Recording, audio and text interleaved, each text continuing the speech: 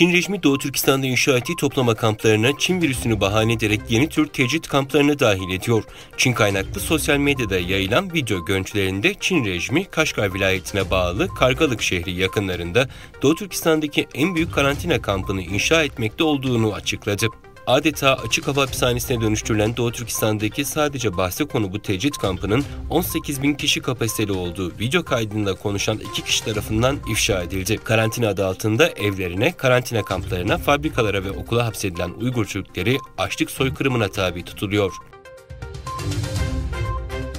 ABD'nin Çin Büyükelçisi Nicholas Burns, 10 Aralık Uluslararası İnsan Hakları Günü dolayısıyla yaptığı açıklamada Çin'e Doğu Türkistan'da sürdürdüğü soykırımı durdurma çağrısında bulundu. Büyükelçi Burns yaptığı açıklamada Çin Halk Cumhuriyeti'ni Sincan'daki soykırımı ve insanlığa karşı suçları, Tibet'teki baskısını ve Hong Kong'daki antidemokrasi faaliyetlerini durdurmaya ve ulusötesi baskı ve propaganda kampanyasını sona erdirmeye çağırıyoruz. Çin vatandaşlarının insan hakları, din özgürlüğü, ifade özgürlüğü ve basın özgürlüğü protestolarını desteklemeye devam ediyoruz ifadelerini kullandı. Çin medyası 14 Aralık'ta Doğu Türkistan'da doğal kaynaklar kullanılarak üretilen elektriğin artık Çin'e ithal edilen ana elektrik kaynağı haline geldiğini bildirdi. Kasım 2010'dan Aralık 2022'ye kadar Çin anakarasına sağlanan elektrik 600 milyar kilowattı aştı ve bu da 1,4 milyar kişiye 188 gün boyunca elektrik sağlamaya yetiyor. ABD ile Çin arasındaki ticaret savaşı derinleşiyor. Ülke aralarında çip üreticisi Yanxi Memory'nin de bulunduğu 30 şirketin ABD Ticaret Bakanlığı'ndan lisans alamadıkları sürece ABD'den belirli teknolojik parçaları almalarını yasaklıyor.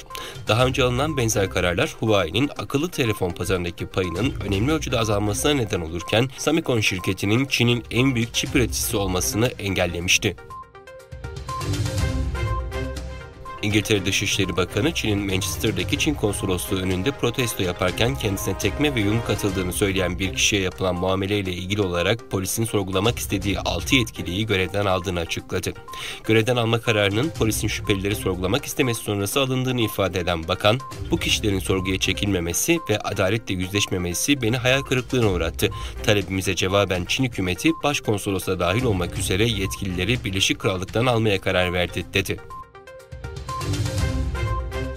Çin Dışişleri Bakanlığı Sözcüsü Wang Wenbin, Japonya'nın Çin'e karşı tutumunu eleştirerek bunun kabul edilemez olduğunu aktardı. Wang Wenbin, Japonya'nın Çin tehdidini körükleyerek kendi askeri gücünü arttırmak için bir bahane bulma girişimlerinin başarılı olamayacağını söyledi.